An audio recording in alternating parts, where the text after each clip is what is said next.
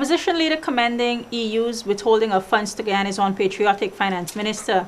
Guyana stands on solid ground with regards to international relations. Guyana commissions $250 million Regent Street facility, and Guyana government wins multi-million-dollar judgment against Surrendra for a specialty hospital. With this GINA News Capsule, I'm Janelle Carter. Good evening.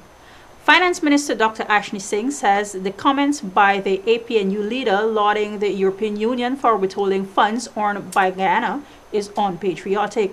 The minister was at the time addressing a gathering at the commissioning of the Guyana Regent Street station on Sunday.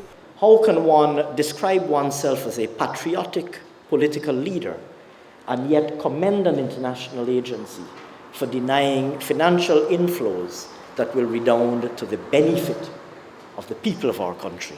The minister added that comments like these worry him, since it does not matter which side of the National Assembly politicians sit, as they have an obligation constantly to ensure jobs are created for the people they represent.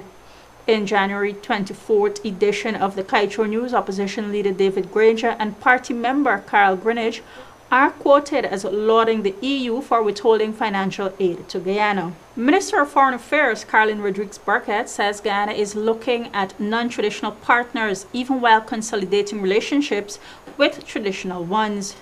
During an appearance on Political Scope on the National Communications Network Inc. recently, the minister explained that Guyana was forging ahead working with countries such as Turkey, recalling the CARICOM-Turkey meeting last year. In a more direct manner, at the bilateral level, Guyana has had several visits from various teams from the Turkish government. These are already bearing fruit, as some small projects have been approved by Turkey in some key areas such as agriculture and health.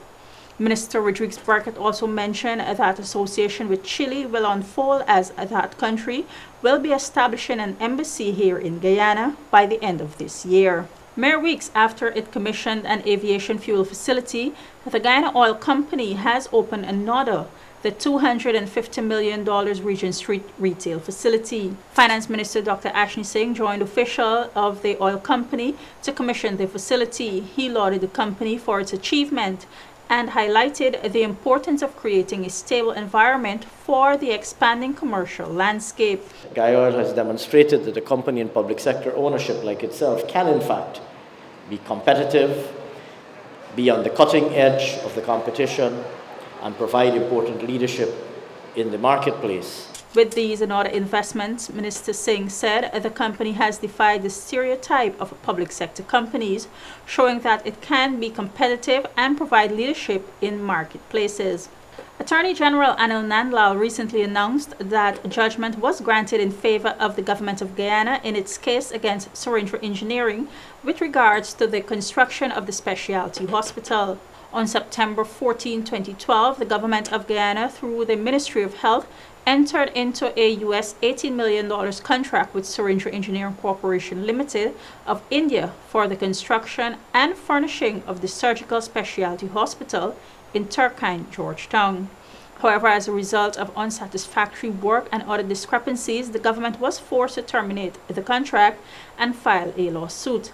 The matter was called twice in the commercial court, but no representative from the company was present.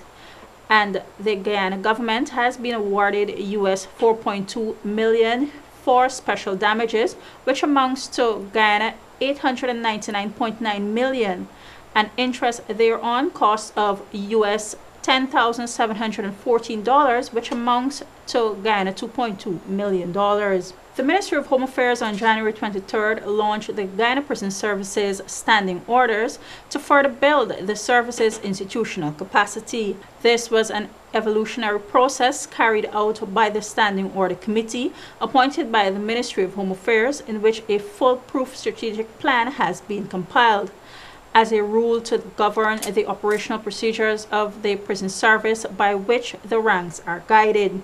The Prison Service Standing Orders Committee was headed by former Assistant Commissioner of Police Cecil Kilkenny, in which work was done through investigation and review of prisons record. Thank you for watching this GINA News Capsule. Do join us again. I'm Janelle Carter. Good night.